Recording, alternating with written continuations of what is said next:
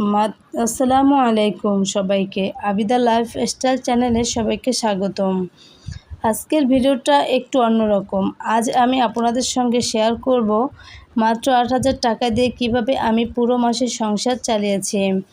এখনকার বাজারে ৮,০০০ টাকা দিয়ে একটা সংসার চালানো সত্যি অনেক কঠিন, কিন্তু একটু হিসাব করে চললে, অপ্রয়োজনীয় খরচ কমালে এবং আগে থেকেই পরিকল্পনা করলে অনেকটাই সম্ভব। আজকে আমি আমার এই অভিজ্ঞতাটাই আপনাদের সঙ্গে শেয়ার করব। প্রথমে আমি পুরো ৮,০০০ টাকা একসঙ্গে খরচ করিনি। মাসের শুরুতেই ভাবলাম কোন জিনিসগুলো না কিনলে নয়, আর কোন খরচগুলো কিছুদিন বন্ধ রাখা যায়।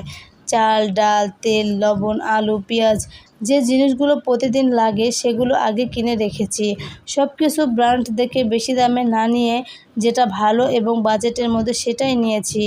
আরেকটা বিষয় করেছি, প্রতিদিন বাজারে না গিয়ে যতটা সম্ভব একসঙ্গে কয়েকদিনের বাজার করেছি। এতে হঠাৎ অপ্রয়োজনীয় জিনিস কেনার সুযোগ কমে যায়।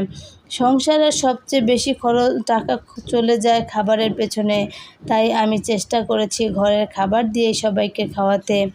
একদিন মাছ হলে পরের দিন ডিম বা ডাল, কখনো আলু ভর্তা, কখনো সবজি, কখনো ডাল দিয়ে সহজ রান্না। প্রতিদিন মাংস বা দামি খাবার না হলেও পরিবারের মানুষ পেট ভরে খেতে পারে, এটাই আমার কাছে গুরুত্বপূর্ণ। আর খাবার নষ্ট না করার ব্যাপারেও খুব সতর্ক ছিলাম।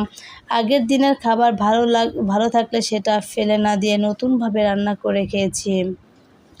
এই মাসে আমি নিজের কাছে একটা নিয়ম করেছিলাম, যেটা দরকার নেই সেটা কিনব না। দোকানে গিয়ে সুন্দর কিছু দেখলেই কিনে ফেলবো, এটা করিনি। অনেক সময় আমরা ভাবি এটা তো মাত্র 50 টাকা, এটা তো মাত্র 100 টাকা, কিন্তু এভাবে ছোট ছোট খরচই মাস শেষে অনেক বড় হয়ে যায়। তাই আমি প্রতিটি টাকা খরচ করার আগে নিজেকে জিজ্ঞেস করেছি, এটা কি সত্যিই আমার দরকার?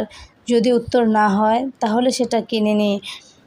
আর ৮,০০০ টাকার পুরোটা খরচ করে ফেলিনি। চেষ্টা করেছি কিছু টাকা জরুরি প্রয়োজনে রেখে দিতে, কারণ মাসের শেষের দিকে যদি হঠাৎ অসুখ লাগে, বাচ্চাদের কোনো কিছু দরকার হয় অথবা কোনো জরুরি খরচ আসে, তখন যেন কারো কাছে হাত পাততে না হয়। কম টাকা হলেও সেখান থেকে অল্প কিছু টাকা সঞ্চয় করার চেষ্টা করেছি।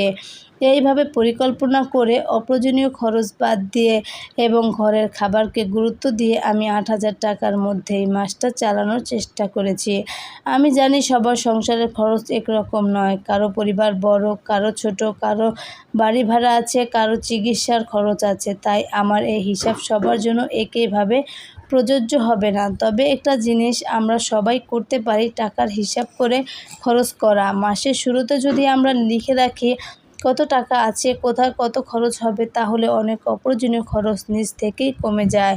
আপনারাও যদি অল্প টাকায় সংসার চালিয়ে থাকেন, তাহলে আপনাদের অভিজ্ঞতাটা